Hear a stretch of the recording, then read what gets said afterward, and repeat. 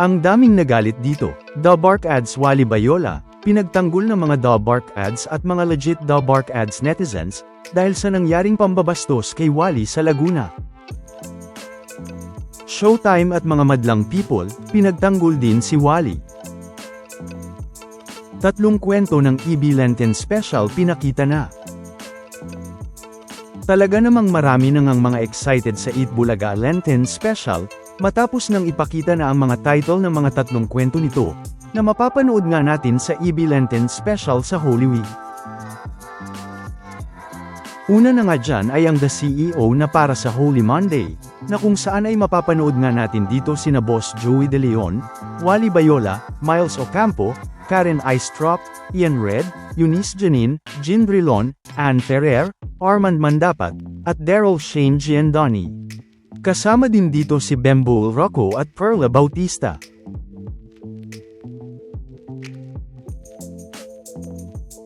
Ang para naman sa Holy Tuesday, ay ang May Forever, at kasama naman dito sina Vic Soto, Jose Manalo, Ryan Agoncillo, Samantha Rascal, Casey Bueno, Hyunyul Kim, Ruel Carino, at si Dominador Alviola, ganun na rin si Pekto.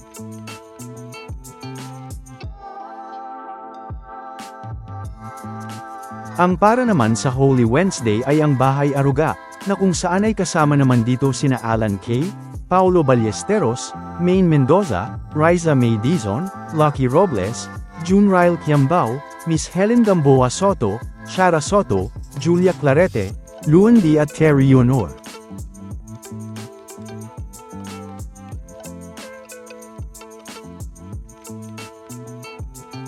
Na talaga namang kaabang-abang na nga ngayon pa lang, ang 3 mga kwento na ito na hinanda ng mga The Bark Ads para sa atin. At gaya nga noong March 7, 2026, na una na rin nga nating napag-usapan, ay pinasilip nga ulit ang teaser ng Bahay Aruga.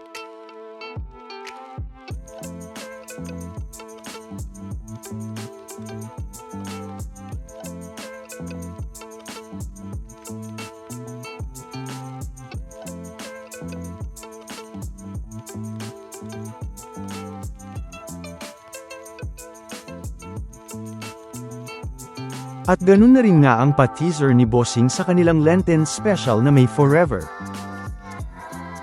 Na marami naman ang pinatawa, dahil sa pinakita nga nitong teaser, na sumasayaw ang buong cast.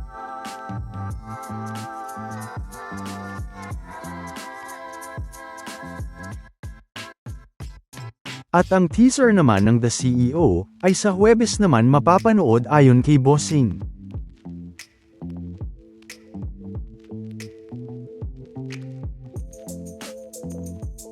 Samantala, talaga namang naging mainit na usapan nga ngayon, ang nangyari nga kay The Bark Ads Wally sa isang Sugod Bahay episode ng Eat Bulaga, na kung saan ay ayon nga dito, ay binastos daw si Wally.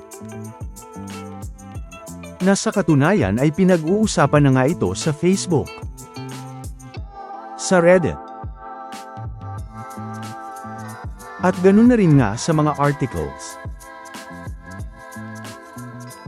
Na ayon nga sa article mula Abante na, marami ang naalarma sa pinost ng isang residente mula sa Barangay San Vicente, San Pedro Laguna noong Huwebes. Mistulang nagsusumbong kasi ang ginang sa kanyang SOCMED friends at tila binabatikos ang mga kapitbahay niya, na gumawa raw ng hindi kanais-nais sa isa sa mga host ng Eat Bulaga.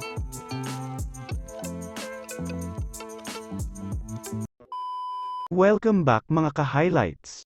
Bago tayo magpatuloy ay maaaring mag-subscribe at i-click ang notification bell para updated kayo sa mga susunod pang videos, at paki-like na rin ang video, share at mag-comment na rin. Maraming salamat po.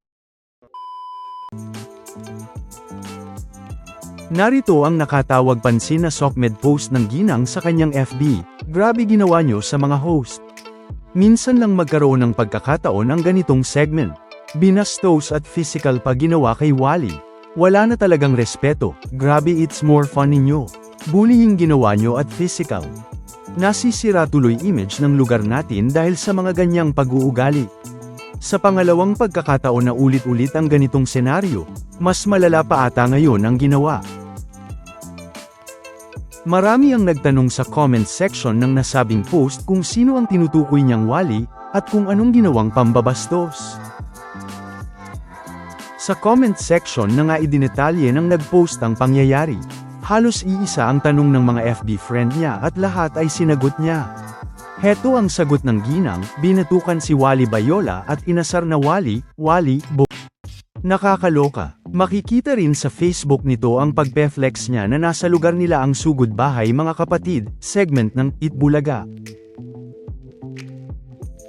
Bukod sa pagpo-post ng mga photo na personal niyang kuha ay nag-share rin ito ng actual SOCMED post ng official account ng TVJ, ng mismong araw kung kailan nagaganap ang nasabing segment.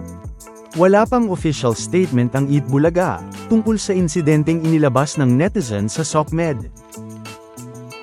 Na mababasa nga dito ang tila pambabastos ng nangyari kay Bart Ads Wally sa sugod bahay, nang sumugod sila sa isang barangay sa Laguna, noong March 4.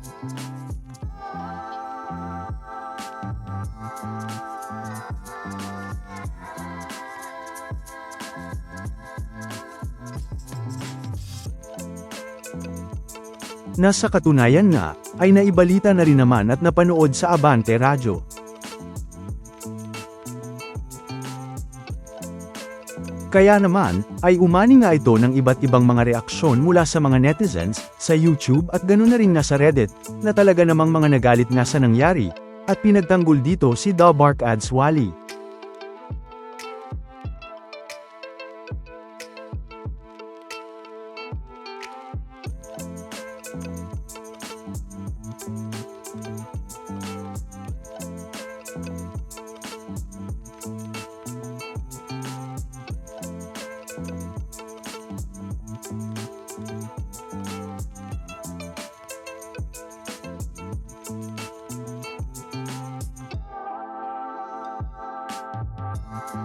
Hindi lang yan, dahil may nakita din nga tayong ilang mga comments ng mga netizens sa YouTube livestream ng Showtime, na nagalit at pinagtanggol din nga si Wally.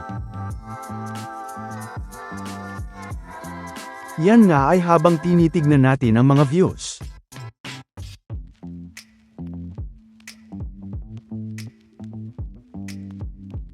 Samantala, ano naman ang mga masasabi nyo, patungkol sa mga napag-usapan natin, sa video na ito?